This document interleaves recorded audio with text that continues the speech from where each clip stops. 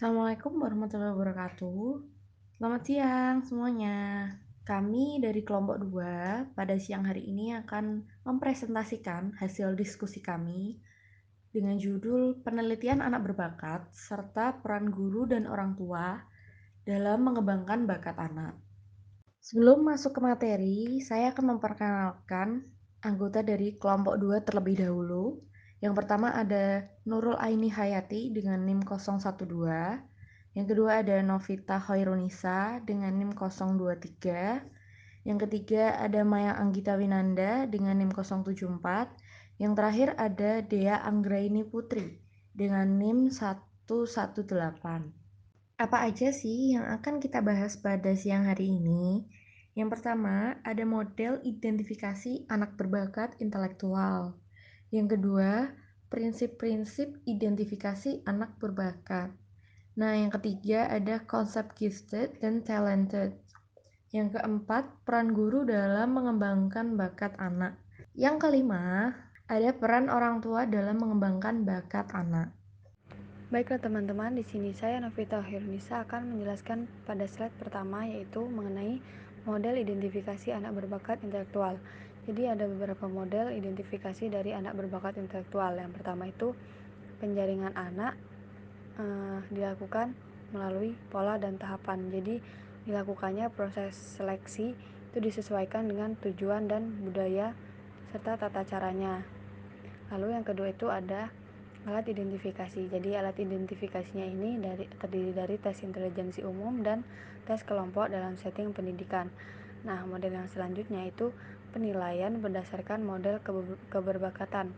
Nah, jadi model keberbakatan ini menekankan pada skor tes, nominasi guru, nominasi pihak lain, dari orang lain, misalnya dari orang tua, teman-teman sebayanya. Lalu, review khusus dari pihak terkait. Pihak-pihak terkait misalnya guru bidang studi, guru wali, nah, seperti itu. Lalu, nominasi action information oleh guru yang memperoleh penataran khusus tentang anak berbakat. Nah, terus yang selanjutnya ini ada pengukuran aspek keberbakatan lain. Nah, pengukuran aspek keberbakatan lain ini menekankan pada konstruk psikologis yang mengacu pada teori keberbakatan.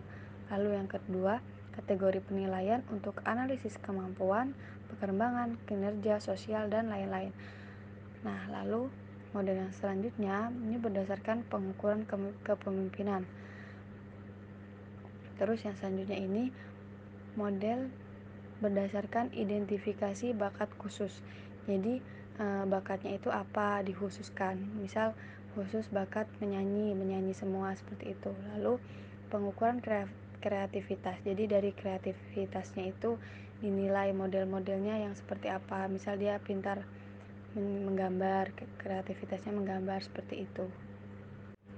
Baiklah, masuk slide kedua. Di sini kita membahas prinsip-prinsip identifikasi anak berbakat. Nah, jadi dalam identifikasi ini memiliki prinsip yang dilakukan secara multidimensional dengan cara pengukuran yang beragam, mengukur bakat khusus, identifikasi potensi, serta mengukur aspek lain. Misalnya aspek lain itu perkembangan sosial, emosional, minat, lalu dan motivasi. Selanjutnya di sini ada konsep gifted dan talented. Nah, gifted and talented children adalah anak yang diidentifikasi oleh orang-orang yang berkualifikasi profesional sebagai anak yang memiliki kemampuan luar biasa. Nah, mereka menghendaki program pendidikan yang sesuai atau layanan melebihi sebagaimana diberikan secara normal oleh program sekolah reguler, sehingga dapat merealisasikan kontribusi secara bermakna bagi diri dan masyarakatnya. Lalu, apa bedanya gifted and talented? Nah, gifted atau biasa disebut cerdas istimewa merupakan istilah yang diberikan untuk menjelaskan kondisi seseorang yang memiliki kemampuan atau potensi melakukan sesuatu jauh di atas rata-rata dari orang seusianya. Nah, dengan batasan IQ di atas 130, dengan kreativitas, motivasi, dan ketahanan kerja yang tinggi. Nah, sedangkan talented atau yang biasa disebut dengan berbakat istimewa tidak mengacu pada batasan inteligensi di atas 130. Namun, talented mempunyai salah satu atau beberapa bidang prestasi yang menonjol, yang melebihi rata-rata. Nah, yang tidak selalu dalam bidang akademis. Selanjutnya adalah peran guru dalam mengembangkan bakat anak. Guru bertugas untuk menentukan tujuan dan sasaran belajar, membantu pembentukan nilai, memilih pengalaman belajar, serta menentukan metode atau strategi belajar. Untuk dapat menjembatani kebutuhan siswa, terutama siswa yang memiliki keberbakatan, maka diperlukan guru yang mumpuni serta guru yang mampu memahami perbedaan karakteristik masing-masing siswa didiknya. Karakteristik seorang guru yang diperlukan dalam upaya mendidik siswa berbakat menurut SIS pada tahun 1987 adalah memiliki kompetensi dan minat untuk belajar, kemahiran dalam mengajar, adil dan tidak memihak pada siswanya, sikap kooperatif, demokratis, fleksibilitas, memiliki rasa humor, menggunakan penghargaan dan pujian pada siswa, memiliki minat dan wawasan yang luas, memberikan perhatian terhadap masalah siswa yang sedang dihadapi, serta memiliki penampilan dan sikap yang menarik. Selanjutnya, guru berperan untuk mengidentifikasi sumber stres dan berbincang-bincang mengenai kesulitan yang dihadapi oleh siswa gifted. Misalnya, pada permasalahan hubungan dengan teman sebaya, guru BK membuat terobosan yang baik berupa penampung keluh kesah para siswa di kelas CI atau cerdas istimewa melalui akun media sosial.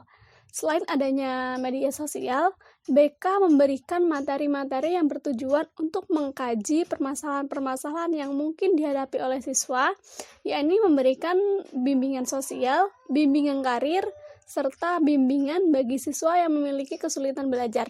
Hal itu dilakukan untuk siswa merasa nyaman dan aman dan terlindungi saat dia sedang di sekolah. Yang terakhir, ada peran orang tua dalam mengembangkan bakat anak. Sebelum masuk ke pembahasannya, kita harus tahu dulu nih, konsep peranan itu apa? Jadi, peranan atau role merupakan aspek yang dinamis dari kedudukan atau status seseorang. Nah, kedudukan dan peranan ini sama-sama punya fungsi yang terkait. Jika seseorang udah menjalankan hak dan kewajiban sesuai dengan kedudukannya, maka ia telah menjalankan suatu peranan sosial. Peranan juga merupakan faktor penentu dari apa yang seharusnya diperbuat oleh seseorang. Terkait dengan konsep peranan tadi, jika dihubungkan dengan materi ini, orang tua itu punya peran penting dalam struktur sosial keluarga. Sebagai orang tua, kita dapat melakukan apa yang sebaiknya dilakukan dalam mengembangkan potensi anak, khususnya anak berbakat. Kemudian, apa aja sih peran orang tua dalam mengembangkan bakat anak? Yang pertama, orang tua berperan sebagai pendidik atau educator dalam proses pembentukan pribadi dan moral anak. Hal ini menjadi dasar dalam mengembangkan kemampuan anak. Yang kedua, orang tua sebagai guru dalam kehidupan sehari-hari bagi anak, dengan cara melakukan kegiatan belajar seperti membaca, menulis, berhitung, agar anak memiliki kesiapan melakukan aktivitas belajar seperti yang diharapkan oleh pihak sekolah. Yang ketiga, orang tua sebagai motivator. Jadi, orang tua itu harus memotivasi dan mendorong anak agar anak dapat menyukai kegiatan belajar yang dilaksanakan. Yang keempat, orang tua sebagai supporter, yaitu orang tua memberi dukungan baik secara materi maupun secara moral untuk anak agar bisa melakukan kegiatan belajar baik di rumah maupun di sekolah.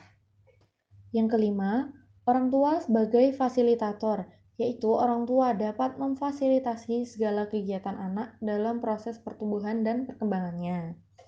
Yang terakhir, orang tua sebagai model, yaitu orang tua menjadi contoh atau panutan di rumah dalam berbagai aspek kemampuan dan perilaku hidup, sehingga anak dapat mengikuti secara baik.